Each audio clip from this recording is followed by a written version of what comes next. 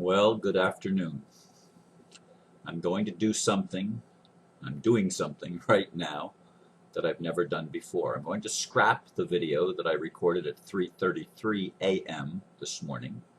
I just listened to it again a little bit ago, and I decided that my viewpoint has already changed since I recorded that, and I'm going to scrap it. So, the title is almost exactly the same title. I changed one word. But the title is, Are We in a Battle That Will Never Be Won? Nenari, one of my internet friends, wrote, I'm, quote now, coming to the realization that we are fighting a battle that will never be won. The elite have already won. Awakening to the truth is really getting that we are prisoners and no red dragon nor anyone will be able to shift it. It is what it is. If it was to shift so there is a world that works for everyone and freedom and such, then it would have happened already. Bottom line is, it hasn't, and it won't. And those of us who keep fooling ourselves thinking it will happen are just an illusion. The best we can do is live our lives within the prison we are in as best we can and create some semblance of joy in our lives and in the lives of those we touch. But that dream of John Lennon's Imagine ain't never gonna happen. It's just that, a dream. That's the end of the quote, and I actually read the full quote. I didn't read it in the original blurb. Others have also been similarly critical and despondent. Are they right? The reason I recorded at 3:33 is because I had been awake since 10 something, maybe 9 something, whatever time it was in the evening when I got a call from one of my friends. And there were 4 words that, the conversation troubled me. And then I got up sometime later and discovered an email from her in which these 4 words jumped off the page at me. I let you go. 5 o'clock in the morning, I was still wide awake. I had not been to sleep all night long. Okay, I had dozed for a brief moment between two phone calls, one from one friend in another state and one from a friend locally. But aside from that, I didn't sleep at all night. I fell asleep sometime after 5 o'clock, and I was back up at 6:30, starting my day and doing the work that I needed to do. And I got to lay down a little bit this afternoon and rest. Nenari, more information followed from Nenari after I recorded the original video, which is one of the reasons that I'm dropping, because I didn't have her full picture. I'm reading a little bit more from her, a follow-up comment to that. She said, one can only be knocked down so many times before you can no longer get up. If there was really some red dragons or whatever who were going to make this world a world that works for everyone, then I would not be sitting here in a dump of a motel homeless right now, and only enough money to stay here for the next 6 days, and then I'm on the street, because I am still waiting for a work permit so I can go home, because there are borders, which keeps me from really helping humanity as the humanitarian I am. If there was really some red dragons or whatever who were going to make this world that works for everyone, then, she names a person, would be safe at home in Canada right now instead of dead, and Lord knows countless others who have died at their hands that no one knows about. If there was really some red dragons or whatever who were going to make this a world that works for everyone, then the woman who I connected with when they illegally put me in jail and would not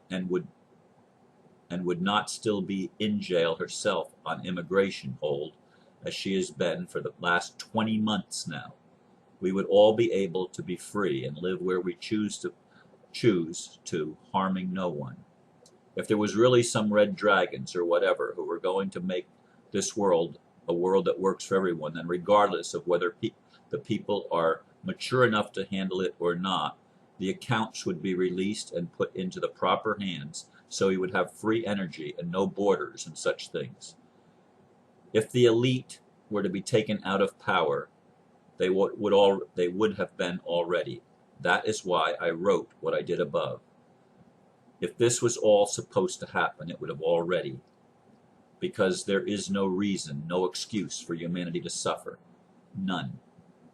The truth is, we have all been duped again by another group of people when the Matrix will never let us out of the prison. It is what we sign up for when we come here. Unfortunately, there's a lot of people that believe that. Others wrote on this. This is a thread, by the way, from my video, a worldwide conspiracy against truth, etc. Dirty Steve wrote, a very good message, PD man, but I must ask where you stand on this so-called King of Kings, Mr. Sino. I haven't seen any new videos about it, and so many people are looking for answers. Has your opinion changed at all after this long wait with nothing moving forward? You have been spreading his message, and I think you owe us answers. And I wrote, I don't owe anyone anything, and I have talked about this in several videos. I love Papa Sugi and applaud his vision of a better world for everyone. It is a vision I wish we would all embrace instead of fighting or knocking each other. I choose love and truth and do my best to tell what I feel, know, think, etc., and not just tell it, but live it. He said, in response, you do owe answers when you are promising people money and change, but never deliver. I think you are just a weak-minded man willing to follow any half-baked dream. And I wrote, I am not promising anyone anything that I have the power to deliver on my own. I will continue to support anyone or group that promises to make a difference. And frankly, I don't give a damn what you think. And then my friend Glenn Patterson wrote, I feel there is some truth in what the above commenter says, and you are, in fact, a proponent of information that gets people hopeful, or at least expectant. If it ends up being disinformation, you are still the person misinforming people, whether you mean to or not, whether you accept it or not. It's just something you become part of when you don't have solid and verifiable information. And Dirty Steve wrote, he must be pretty upset about not getting invited to meet Papa Sugi, even though he sits on this council of 100 plus delegates. He has not been directly involved in anything. All he has been doing is spreading Papa's propaganda and lies on YouTube. 2 years of following this fake king and 5 years in the making. This false king hasn't helped a single child. And Skyhawk40 wrote, Ron has helped me, and there's more waking up. I understand your frustration. If I were Ron, I would tell these elites, Mr. Sino, Sugi, the Red Dragon, if they are sincere and real, pick me up in a Lear jet and fly me to their hideout. Until that happened, I wouldn't say much. Besides all that, Ron's videos are timeless, and future generations will see how history takes time to play out. Peace. And Dirty Steve wrote again, people are waking up at a snail's pace, but you have a leader delegate here that is starstruck and in puppy love with someone I consider to be a sham artist. I spoke to 5 people from Indonesia, and not a single one of them ever heard of this Mr. Sino Sugi or any sort of king who plans to free humanity. Ron sends a good message, and I love what he has to say. I want it to be true more than him. But there comes a time when hard questions need to be asked, and truth needs to be told. I hope Ron will ask those questions and admit that he was being used the whole time. It's only right. Glenn Patterson wrote, you are so rude. I'm sick of you speaking to your viewers like they are shit and not observing the inherent truth in what they are saying. You're in denial. And I responded, you have no idea what I am dealing with at this time or how I am feeling because of it. I didn't even have all of those things to read when I did the earlier video. And I take these things to heart. I take to heart what I see as my inability to create the kind of relationship that gives me the support and needs, my needs being met, I can't create that kind of thing. I mean, try as I do, even with someone that has pledged to love me, I feel like I never measure up. I'm never quite good enough. And that's the energy that I've been dealing with actually for the past couple of days. That I'm not good enough, that I'll never get it right, that I'm inadequate to accomplish the goal that's been in my heart to accomplish. And I take these things very, very, very much to heart. Now, in my earlier video that I'm not going to release, I talked about the importance of law that is absolute. Do no harm, cause no loss, do not violate the free will of another. The standard, what to me is the standard and the basis of common law, which is universal law. To me, it's absolute and it's relevant to where we are right now. And I was unwilling to even compromise that. But Aristo made some comments on the video. Let's see, where's Aristo's comments? Oh, no, that's not it. Anyway, Aristo made some comments. Did that hide in the review comments?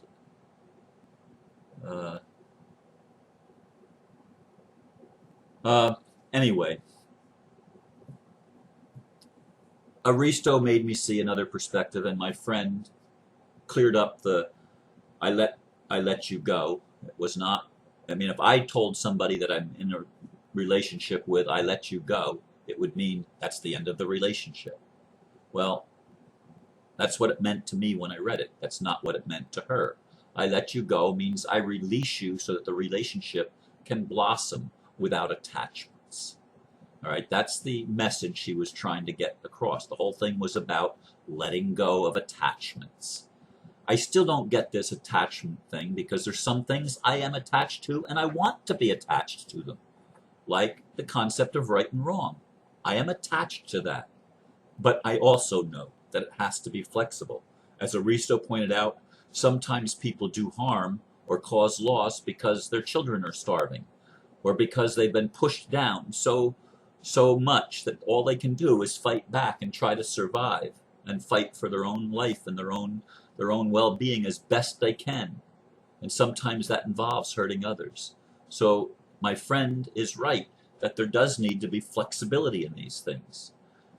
And sometimes the fundamentalist in me doesn't want to be flexible, is almost incapable of being flexible when I feel that the rule is an absolute. And I do believe there are absolutes. I do believe there is truth and we can know the truth. I do believe that. I do not believe that anything goes. I do not believe that the world that we live in is a safe world.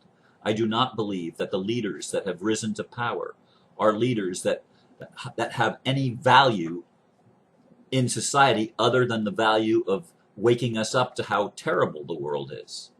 I mean, I see all these things. I feel the frustration. I have felt it myself when the policeman came and arrested me without even the proper paperwork, without even ever presenting me with a charge. There was not even ever a charge brought against me. And they arrested me anyway, and I was assaulted in my own house so that I couldn't even, for months, it hurt to raise my arm above my head. I couldn't even reach in my back pocket to take the handkerchief out with my right arm because it hurt so badly after being assaulted. I know what these things feel like. I feel the frustration of so many people, and I agree with you, Nenari. It's time that Mr. Sugi, it's time that the Red Dragon, it's time that these people that have a plan to make a world that works for everybody, it's time that they stop making promises and start delivering on what needs to be delivered. And one of the things that needs to be delivered is the people that are in power need to be arrested, at least for a period of time. I mean, every president on the planet, every CEO on the planet of a multinational corporation or a major banking institution needs to be put behind bars. Every member of the Council on Foreign Relations and the Trilateral Commission and the Bilderbergers, they need to be put behind bars for a while till people that have a heart for truth and compassion in their heart can start to do things that will make the world start working for people. I'm tired of the elite establishment, the cabal, still being in control when so many people are aware of what they're doing and how criminally oriented the whole system is. I'm tired of it. I hear you. I'm frustrated too. I'm so frustrated because I can't get it right. I can't deliver on what I believed was coming with Swiss Indo. I believed it was coming last year. What I believed was coming in 2011 as the Mayan calendar came to an end on October 28th. And I really believed that the whole world would be a different world come into November. I really believed that when I didn't get it right that time, that 2012 was going to be the thing that was going to put us over the top and finally get us into the world that works for everybody. But we're still here in 2014, and it still hasn't happened, and it doesn't look like it's any closer to happening than it ever was. It really doesn't look like, even though there's a lot of frustration, the elite seem to be going more and more to the extreme of trying to create their World War III and trying to create martial law and trying to create a world that doesn't work for anyone except them, which it really doesn't even work for them because it's not even sustainable, because it's done by power and force and coercion and manipulation and threats and violence. You can't create a world that works for everyone with those elements in operation. That has to be changed. That has to be changed. And people need to be brought to justice, and justice needs to be based on the principles of law. And when our leaders are breaking the law, they're the first ones that have to get arrested. They're the first ones that have to be brought in line. That's just the way it is. It's the world isn't going to change by any amount of inner work that we do until these people are curtailed. It'll take forever to change them by doing the inner work.